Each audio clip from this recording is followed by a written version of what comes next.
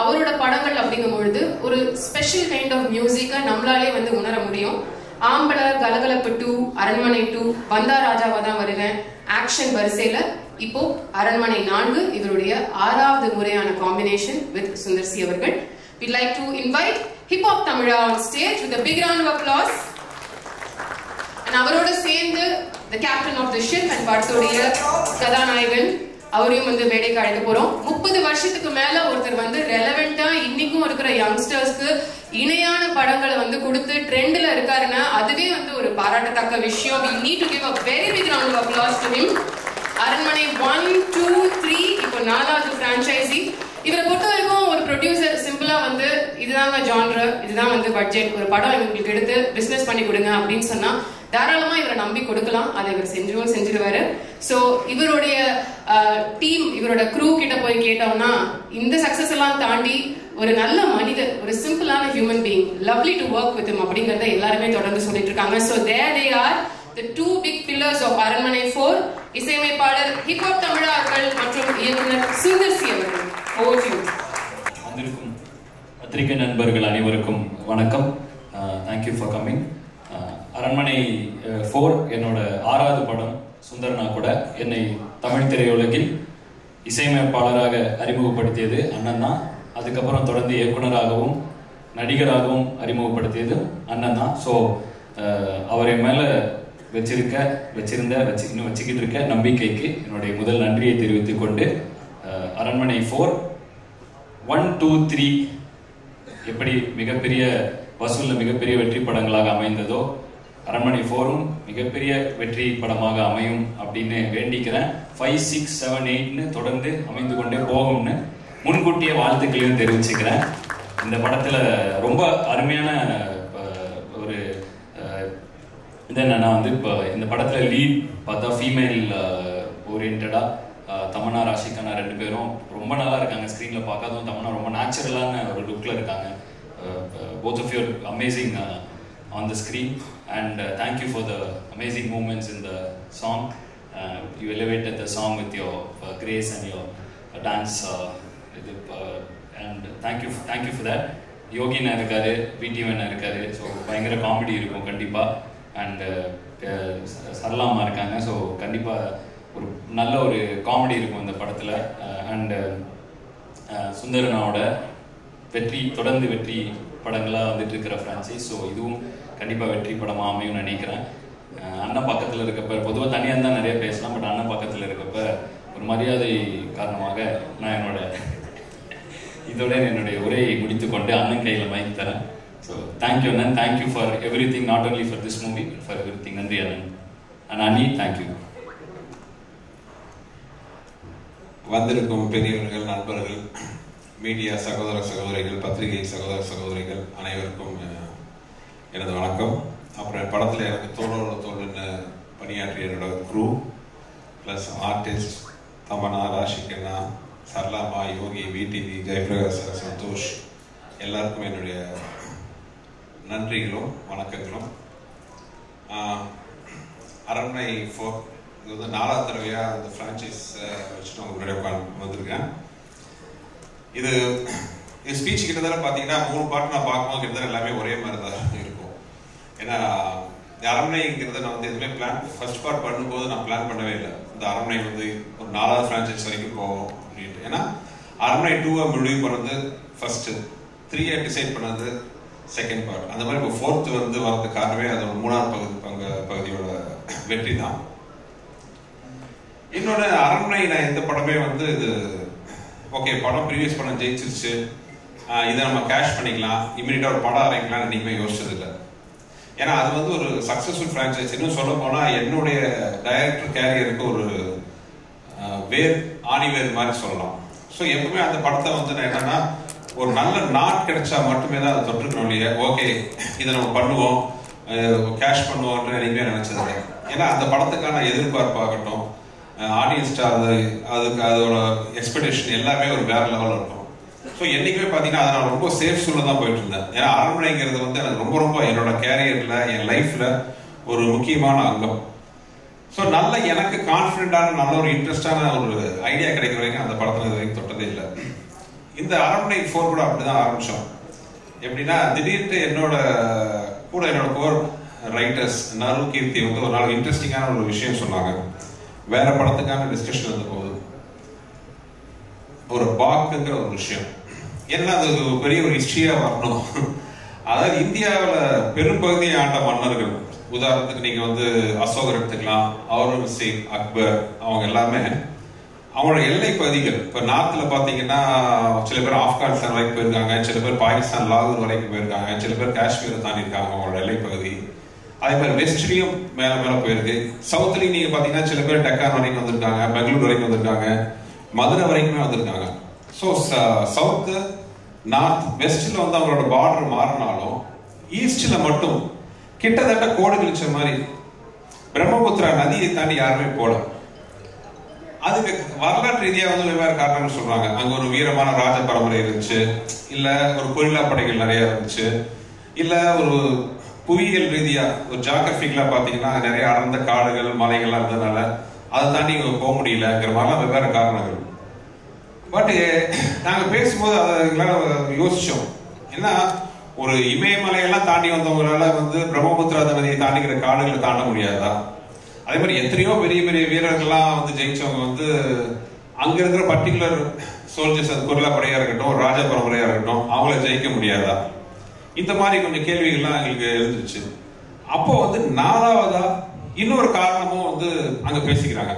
பொதுவா என்னன்னா இவங்க அந்த எல்லையை தாண்டாததுக்கு காரணம் அங்க இருக்கிற வீரர்களோ இல்ல இப்போ ஜியோகிராபிக்கல் ரீதியா இருக்கிற மற்ற விஷயங்களுக்கு மீறி அவங்க அங்க எல்லையை தாண்டாததுக்கு காரணம் பயம் அப்படின்னு ஒரு அங்க இருக்கிற சில சாதாரணர்கள் வந்து இன்னும் சொல்லிட்டு இருக்காங்க. அது என்ன பயம்னா பேய் பயம். அந்த இப்போ நீங்க பாத்தீங்கன்னா அந்த பிரம்மபுத்திரா நதியை தாண்டி நிறைய அந்த பழங்கதைகள், அந்த ஃபோக்லோர்னு சொல்லுவாங்க, அந்த மாதிரி நிறைய பழங்கதைகள் உலவிட்டு இருக்கு. அதுல ஒரு இன்ட்ரெஸ்டிங்கான ஒரு கேரக்டர் தான் அன்னைக்கு எங்க டிஸ்கஷன்ல அவங்க சொன்னாங்க. அந்த தகவல் பாக் அப்படின்ட்டு ஒரு விஷயம். இன்னும் வந்து அந்த பாக்கை பத்தி பயப்படுற மாதிரி நிறைய கதைகள்லாம் உலாவுது. அந்த பாக் நீர்நிலையில இருக்கும், யாராச்சும் போனாங்களா அவங்களை அடிச்சுட்டு அவங்க உருவத்தை எடுத்துட்டு அவங்க வீட்டுக்கு போய் அங்க இருக்கிறவங்களாம் கூட்டு வந்து அவங்களை அடிச்சுருக்கிற மாதிரி நிறைய அதை சுத்தி கதைகள்லாம் உலாவுச்சு. அந்த பாக்கை அடிமைப்படுத்திட்டா அது நினைச்சதெல்லாம் சாதிக்கலாம், அதை அடிமைப்படுத்த போய் அதனால செத்தவங்க பல பேர் இருக்காங்கலாம் நிறைய கதைகள்.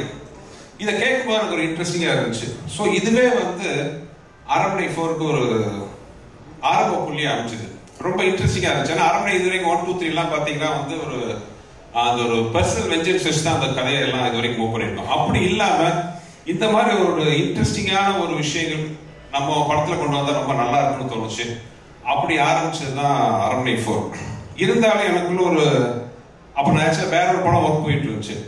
ஸோ மனசுக்குள்ள ஒரு ஆசோசியேஷன் அரண்மனை 4 ஸ்கிரிப்ட் ஒர்க்ல பாக்கலாமா? ஏன்னா ஒன்ஸ் அந்த ஒரு ஐடியா வந்தோட பாத்தீங்கன்னா ஒரு எம்டி இடத்துல தண்ணி விட்டு அது கடகடகட நிரம்பும். அந்த மாதிரி ஒரு இன்ட்ரெஸ்டிங்கான ஒரு ஐடியா கிடைச்சிருச்சுன்னா உடனே நமக்கு என்ன ஆகும்னா ஒரு பரபரமும் உடனே அந்த ஸ்கிரிப்ட் பண்ணணுமேட்டு அப்படிதான் வந்து ஸ்கிரிப்ட் ஒர்க் ஒர்க்கோ போயிட்டு இருந்தாலும் சின்ன ஆசோசியேஷன் ஏற்கனவே கமிட்டான அந்த படம் ஒர்க் ஆரம்பிக்கலாமா இதை ஆரம்பிக்கலாமான்ட்டு. அப்புறம் ஒரு வேலையா பாம்பேக்கு போறேன். போகும்போது ஃபிளைட்ல என் கூட வந்து ஒரு 8th or 9th படிக்கிற ஒரு சின்ன பொண்ணு வந்தாங்க அவங்க பேரண்ட்ஸோட. அந்த பொண்ணு ஃபிளைட் ஃபுல்லா என்கிட்ட விடாம கேட்டுட்டு இருந்த ஒரு விஷயம், அரண்மனை எடுத்தது எப்போ, அரண்மனை எப்போ அடுத்ததுட்டு. அதே மாதிரி அதை முடிச்சுட்டு நான் சாயங்காலம் நைட்டு ஃபிளைட்ல வரேன். அதே மாதிரி இன்னொரு பொண்ணு ஒரு 9th or 10th படிக்கும். அவங்க அப்பா அம்மா கூட வந்து நான் கடைசி பஸ்ல ஏறுறேன். அந்த பஸ்ல ஏறிட்டு சார் உங்க பஸ் தான் ஏறணும் வெயிட் பண்ணிட்டு இருக்கா அப்படின்ட்டு என்னமானா இல்ல நான் அரண்மனை ஃபேனு, எப்ப நீங்க அரண்மனை ஆரம்பிக்கிறீங்க அங்கிள் கேட்டுச்சு.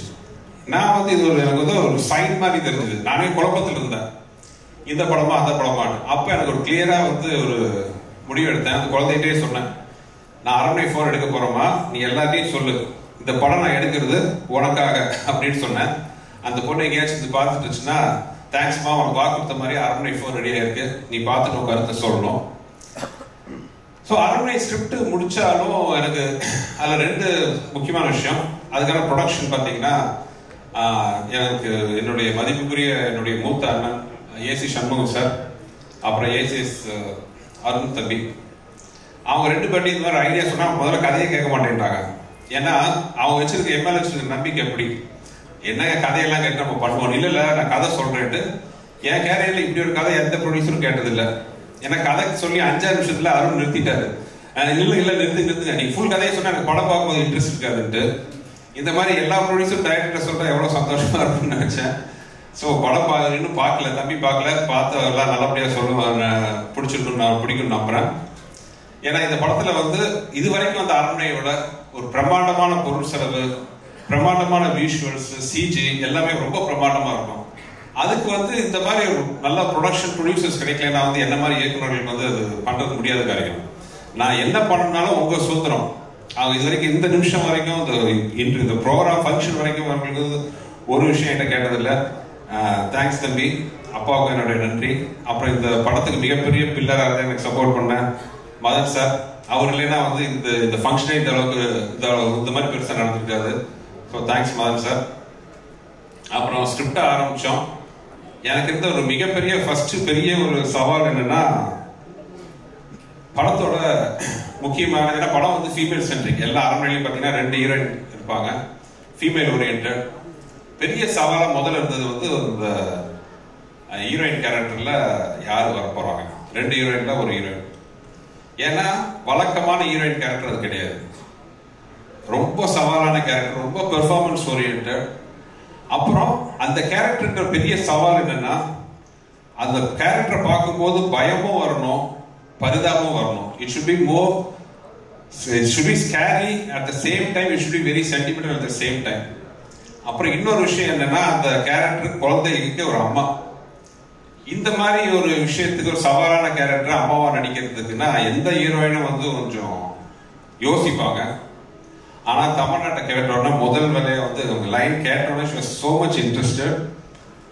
எனக்கு உண்மையாக ஆச்சரியமா இருந்துச்சு. தமிழ் நான் ஒத்துக்கிட்டோன்னே ஃபென்டாஸ்டிக்கா பண்ணிருக்காங்க இந்த படத்துல. நானே எனக்கு வந்து பொதுவாக வந்து நான் படம் பண்ணி ஆர்டிஸ்ட்டை பார்த்தது படத்துக்கு முன்னாடியே காட்ட மாட்டேன்.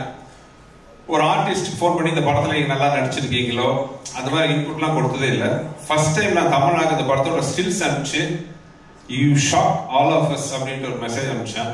ஏன்னா படம் பார்த்து க்ரூல இருக்கிற டெக்னீஷியன்ஸ் வரைக்கும் எல்லாருமே வந்து ஆச்சரியப்பட்டது the other side of Tamannaah அப்படிங்கிறத பார்த்து. ஏன்னா ஆடியன்ஸ்க்கே வந்து இந்த தமன்னா புதுசா இருப்பாங்க. தமன்னாவை கமர்ஷியல் ஹீரோவா பார்த்துருக்கோம், ஃபைட்டிங் ஹீரோயினா பார்த்துருக்கோம். பட் வந்து ரொம்ப ஒரு சென்டிமெண்டல் எமோஷனல் ஹீரோயினா பெர்ஃபார்மன்ஸ் ஓரியன்டா பார்த்தது வந்து இந்த படம் தான். இன்னும் சொல்ல போனா இப்ப நீங்க ஒரு சாங் பார்த்தீங்க, ஆக்சுவலா வந்து அந்த சாங்கை நான் படத்துல தூக்கலாமான்னு நான் யோசிச்சேன் ஒரு செகண்ட். ஏன்னா அந்த படம் பார்க்கும்போது அந்த தமன்னாவோட கேரக்டர் இம்பாக்ட் இட்ஸ் கிரியேட்ஸ் நமக்குள்ள அவ்வளவுதான் இருந்துச்சு. ஸோ தமன்னா அப்படி ஒரு கிரியேட் இம்பாக்ட் பண்ணிட்டு எண்டில் வந்து டக்குன்னு ஒரு மாஸ் சாங் போடணுமான்னு யோசிச்சேன். அப்புறம் ராஷிக்கு நான் திட்டுவாங்கன்ட்டு அந்த சாங் அப்புறம் பண்ணிட்டேன். அந்த அளவுக்கு தமன்னாவோட கேரக்டர் அவ்வளோ அருமையா இருந்துச்சு. தேங்க்ஸ் தமன்னா. ஏன்னா ரொம்ப கஷ்டப்படுத்தணும் அவங்கள, ரோப்ல தொங்க வச்சு தரையில தரன்னு இழுத்து ரொம்ப ரொம்ப கஷ்டமான ஒரு பெர்ஃபார்மன்ஸ் பண்றதுக்கு ஒரு கஷ்டமான கேரக்டர் ஒரு ஆர்டிஸ்டா. ஏன்னா ஹீரோயினா பாத்தீங்கன்னா ஒரு நல்ல கம்ஃபர்ட் சூழ்நிலை இருப்பாங்க நடிக்கிறது எல்லாமே. இந்த படத்துல கம்ஃபர்ட் சூழ்நிலை கிடையாது, நோ மேக்கப், ஃபுல்லா ஆக்ஷன். அவங்க வந்து நின்னாலே ரோப்போட ரெடியா ஃபைட்டர்ஸ் நிற்பாங்க. எங்கேயுமே ஒரு இடத்துல அவங்க மொதல் சுழிச்சிருந்தா கூட நாங்களாம் அப்செட் ஆயிருப்போம். அப்படி இல்லாம அவ்வளவு இன்ட்ரெஸ்ட் எடுத்து பண்ணி இந்த கேரக்டருக்கு வந்து உயிர் கொடுத்துருக்காங்க. Thanks Tamannaah and staff.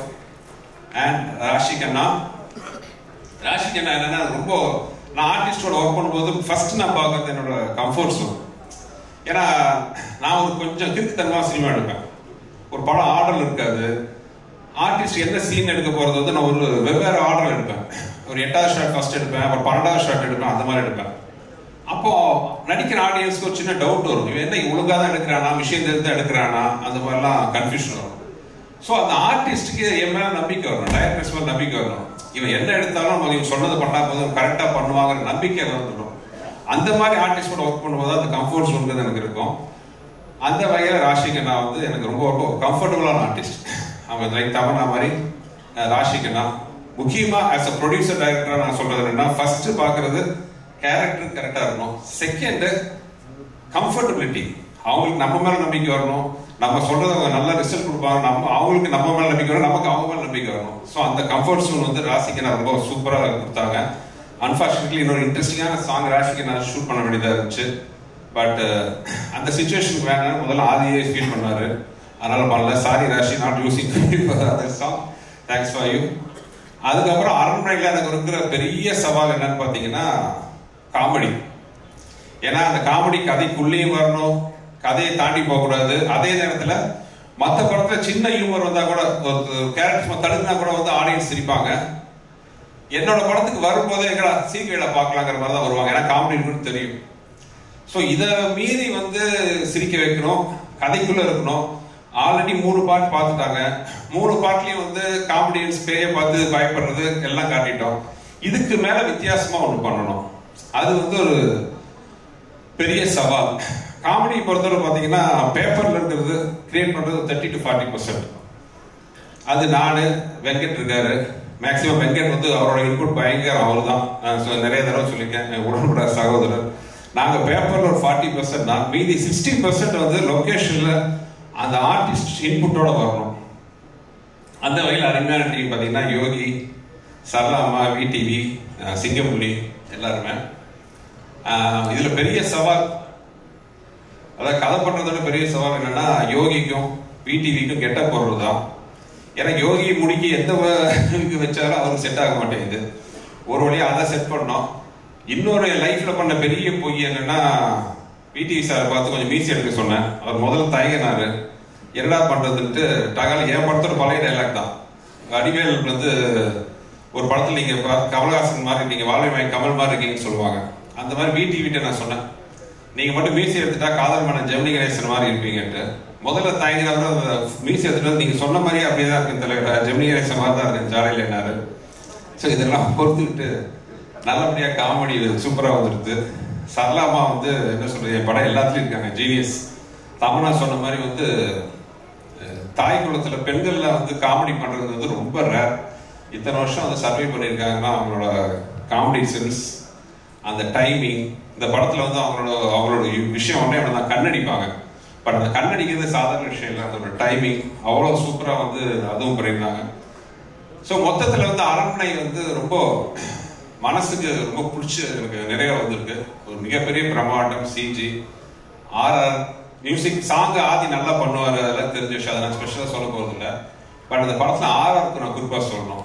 ஆதி, ஜீவா 2 பேரும் பார்த்தீங்கன்னா வழக்கமாக ஆர்ஆருக்கு, இந்த ஆர்ஆர் படத்தில் ஆர்ஆர் டெம்ப்ளேட், மியூசிக் டெம்ப்ளேட்னு ஒரு விஷயம் இருக்கு. இந்த ஸ்கேரி மூமெண்ட்ஸ், ஜம்ப் ஸ்கேர் வந்து அங்கே பேங்க் கொடுக்குறது, அந்த மாதிரி எல்லாம் இல்லாமல் ஒரு ஆர்ஆர்ல வேற மாதிரி அவங்க பிளான் பண்ணியிருக்காங்க. பிரமாதமா ரிசல்ட்டா வந்திருக்கு. ஸோ இந்த படத்தில் ஒர்க் பண்ண சந்தோஷ், ஜெயபிரகாஷ் சார் எல்லாருக்கும் தேங்க்ஸ். இன்னும் நிறைய சொல்லணும், அது வெவ்வேறு அடுத்தடுத்த கட்டத்தில் சொல்றேன். இந்த மாதம் ஏப்ரல் வந்து அரண்மனை ஸ்க்ரீனுக்கு வருது. ஸோ உங்களுக்கு எல்லாம் பிடிக்கும் நம்பர், எல்லாம் பார்த்து ரசிச்சு ஆதரவு கொடுங்க. அப்புறம் கடைசியாக சொல்லலைன்னா கோச்சிக்குவாங்க. எனக்கு பேக்ரவுண்ட் சப்போர்ட்டாக இருக்கிற என் ஒய்ஃப், அப்புறம் என் தயாரிப்பாளர்கள் அருள் சார் இருக்கும், ஏசி சண்முக சார் இருக்கும் பேக்ரவுண்டா.